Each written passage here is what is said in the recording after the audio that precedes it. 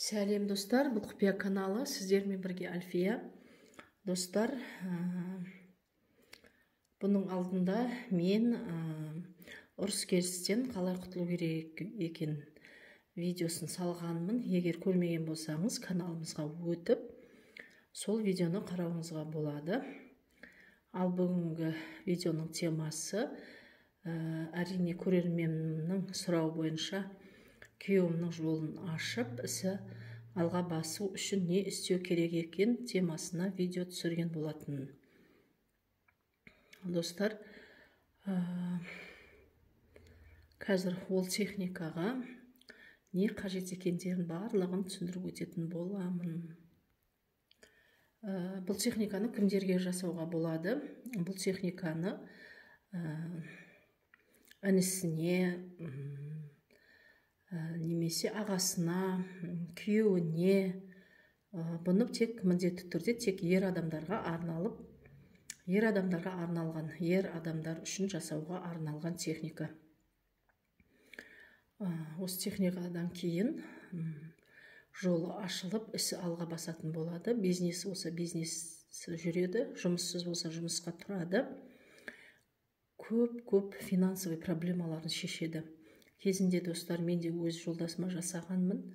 Осыдан кейін, қалай айтсам болады, 14 күннің ішінде жұмысқа кірді. Әрине, ақшасы өте көп емес енді, бірақ пайдасы тиді.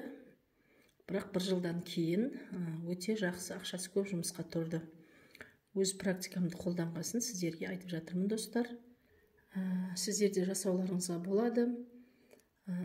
Бұны міндетті түрде растущая лунада жасайсыз. Растущая луна 26 октябрьде басталады, 8 ноябрьге дейін. Сол 26 октябрь мен 8 ноябрьдің арасында жасауға болады. Ол үшін біздерге не керек екен барлығын қазір атап көрсететін боламын. Достар, ол үшін біздер любой номинал осындай ақша керек, бірақ 5 теңгеден бастамау керек. 500 теңге, 5000 теңге жарамайды. Қалған купюралардың барлығы жарайды. Осында екі восковая свеча, зеленый цвет, жасыл цвет болу керек. Егер де сіздер восковая свеча таба алмай жатырсаңыз, онда любой свеча, бірақ цветті осындай жасыл болу керек. Сосын күйеуіңіздің кімге жасайын деп жатырсаңыз, күйеуіңіздің жаңадан түскен, свежий түскен суреті болу керек. Суреті бастан аяғына дейін көрініп тұру керек, тек басқа дейін немесе беліне дейін түскен сурет жарамайды. Сондықтан осындай свежий түскен фотосы цветной қылып шығарып алуларыңыз керек. Егер де ол суретке түскісі келмейсіз, қарсыласып сенбейтін болса, онда любой үстінен жақын арада 1-2 күндікте киілген киімі болады. Майкасы немесе носки. Көбіне носки қолданған жақсы. Немесе фотосы. Осы заттарды бірінші дайындап аласыз. Осы заттарды, сосын ақшаның үстіне осылай фотоны қойып қоясыз. Қойғаннан кейін мынандай бір свечаны аласыз да. Қазір достар, осылай свечаны аласыз. Свечаны осылай ұстап тұрасыз да. Осылай свечаны ұстап тұрасыз. Свечаны жаққаннан кейін дұғаны бір рет оқисыз. Оққаннан кейін сіз елестетуіңіз керек, қандай проблема бар, күйеуіңізде қандай проблема бар. Соны елестетуіңіз керек. Сосын елестеткеннен кейін тағы дұғаны 6 рет оқисыз. Сонымен общий 7 рет оқисыз дұғаны. Екінші свечаны аласыз, тоже жағасыз. Мен қолыма ыңғайсыз, қолымда камера болғасын жаға алмадым. Екінші свечаны аласыз, солай жағасыз. Жаққаннан кейін дұғаны бір рет оқисыз дауыстап. Оққаннан кейін проблемаңызды елестетесіз. Қандай проблема мазалап жүрсе, сол проблемаңыз кетіп жатырғанын елестетесіз. Одан кейін тағы 6 рет оқып, дұғаны 7 рет толтырып, 7-ге толтырып, оқып болғаннан кейін 7 рет қолыңызбен сөндіресіз. Тек мына жерден осылай қолыңызбен сөндіресіз. Одан кейін мына фотоның үстіне сіз подсвечник немесе крышканы қоясыз. Крышканы қойғаннан кейін осылай екеуін бекітіп аласыз. Астарын осылай. Көрініп тұр ма достар?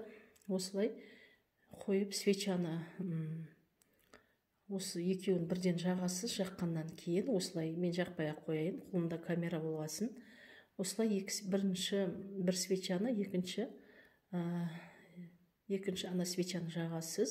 Қай свечаны бірінші жақсаңыз да маңызды емес. Осы дұғаны 40 рет оқисыз. 40 рет оқисыз. 40 рет оқып болғаннан кейін тағы 40 оқып болғаннан кейін достар, жанып болу керек. Сіздер жанып болған қадағалап отыруларыңыз керек.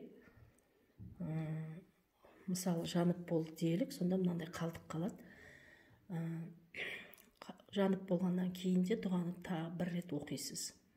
1 рет оқисыз. Достар, кешіресіз, 7 рет оқисыз. Жанып болғаннан кейін дұғаны тағы 7 рет оқисыз. Оққаннан кейін тағы көз алдына елестетесіз проблемаңызды, шеше алмай жүрген. Содан кейін фотоны аласыз. Алғаннан кейін фотоның артына мынаны былай жабыстырып тастайсыз. Қатты бүйтіп жабыстырып тастайсыз да. Немесе носкиін алған болсаңыз, носкиге қиындау болады. Енді сонда да бүйтіп мынаны кішкене ертіп аласыз ба? Әйтеуір жабыстырып тастау керек. Жабыстырып тастағаннан кейін фотоны былай аударасыз. Үстіне ақшаны қойып, осылай ешкім көрмейтін жерге, бір жерге, сандықтың түбіне, көзден тыс ешкім көрмеу керек бұны. 40 күнге тығып қоясыз. 40-шы күні аласыз да, мына ақшаны 1 жылға сақтап қоясыз. Келесі жылы тағы осы ақшамен қайталауға болады. Эффекті 1 жыл болғандықтан. Ал мына суретті немесе носкиді 40 күннен кейін артынан осыны аласыз. Осы қалдықты аласыз да, любой ағаштың түбіне тастайсыз. Үстіне песок сеуіп тастауыңыз керек. Песок тастап кетесіз. Ал мына суретті 1 жыл сақтап қоясыз, немесе носкиін 1 жыл сақтап қоясыз. Ешкім көрмейтін жерге. 1 жылдан кейін мынаны альбомға салып тастауға болады. Фотоны, носкиді лақтырып тастасаңыз болады. Болды. Осыдан кейін достар, эффекті 1 жылға созылады. 1 жылдан кейін қайталауларыңызға болады. Жолы ашылады міндетті түрде. Барлық шешімі оңынан болады.